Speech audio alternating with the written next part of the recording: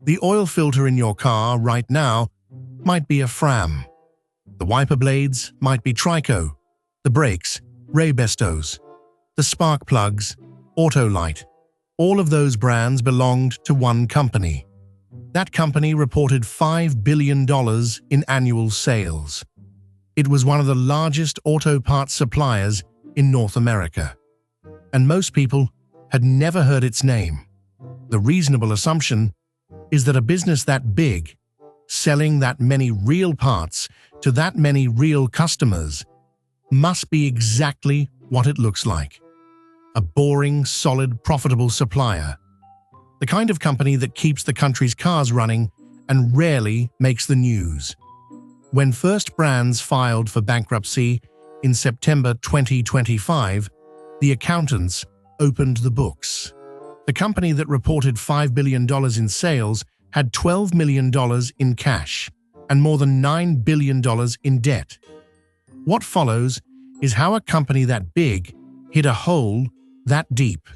The invoice that was inflated 50 times over.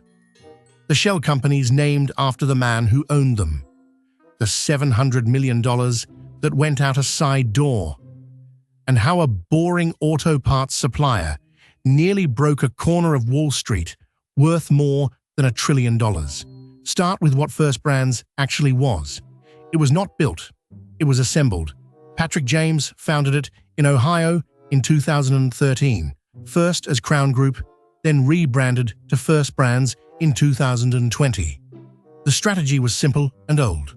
Borrow money, buy a brand. Borrow more, buy another. FRAM, TRICO, Anco, Autolite, Ray-Bestos, Centric, Carter, Cardone, dozens of familiar names folded one by one into a single company. By the end, the leveraged debt on top of that pile reached somewhere between $10 and $11 billion. Patrick James himself stayed invisible. To this day, almost no public photographs of him exist. He ran a $5 billion company and left almost no face for it. That invisibility mattered more than anyone realized. Now, the trick. It starts with something completely legal, called factoring.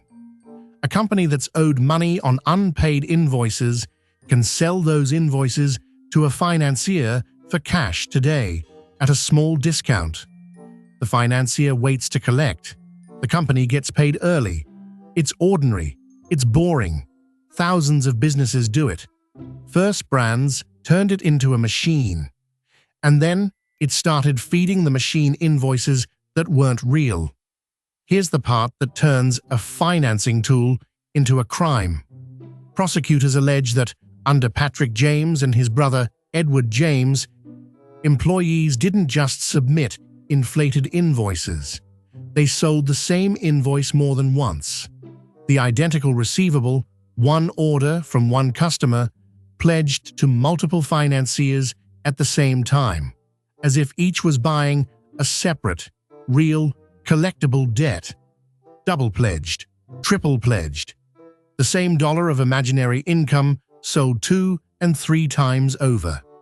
In total, at least $2.3 billion in off-balance sheet financing was raised this way. If you can sell the same nothing 3 times, the size of the nothing barely matters anymore. Then there were the invoices themselves, not just faked, grotesquely swollen. In one case cited in court filings, a single sales invoice originally read $179.84, a real, small order. When investigators found it, that same invoice had been altered to read $9,271.25, more than 50 times the real amount. And it wasn't a single outlier. Investigators found invoices standing at 10 times or more above the actual customer order. The paper said one thing. The order behind it said something much, much smaller. Every one of those fake numbers was collateral. Every one raised real cash. To keep the biggest lenders from seeing the whole picture, Patrick James built a second layer. a set of companies he wholly owned and controlled, referred to in filings only as the James entities. The circle worked like this. Outside lenders would hand money to the James entities to buy inventory from First Brands. The James entities then pledged that same inventory right back to those lenders as collateral. Money went out, inventory moved on paper, money came back, a loop that never really left the room. And First Brands' own main lenders never saw any of it. The debt was there. It just wasn't anywhere they were allowed to look. And then there was the cash that simply left. The company brought in an interim CEO, Charles Moore, to run the wreckage. According to Moore, Patrick James routinely and regularly diverted cash from First Brands to himself and to affiliated entities, more than $700 million between 2018 and 2025. Most of it went out between 2023 and 2025, the exact stretch when the company was already sliding toward collapse. The money moved fastest as the ground gave way. This was supposed to be a boring auto parts supplier. It was quietly bleeding out through the side. Here is where a story about oil filters becomes a story about Wall Street. Those fake and double-sold invoices had been bought by real financiers using real money from serious institutions. When First Brands fell, the exposure surfaced everywhere. UBS disclosed more than $500 million of exposure through supply chain financing funds. Jefferies was hit through a fund called Point Bonita Capital, a fund built specifically to finance invoices. The very invoices now in question.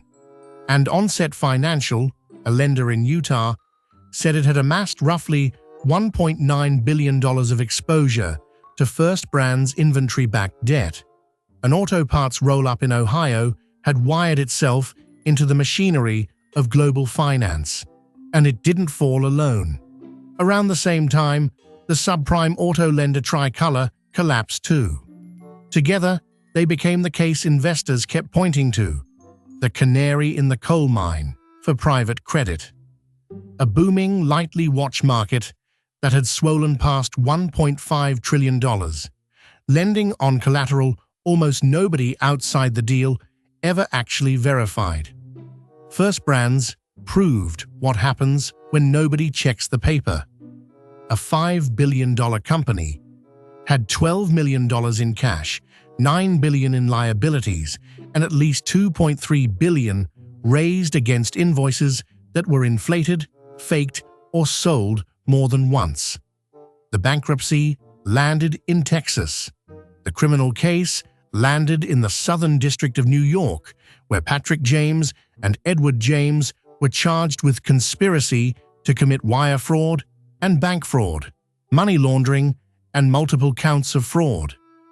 The strange part is what survived. The brands outlived the company that owned them.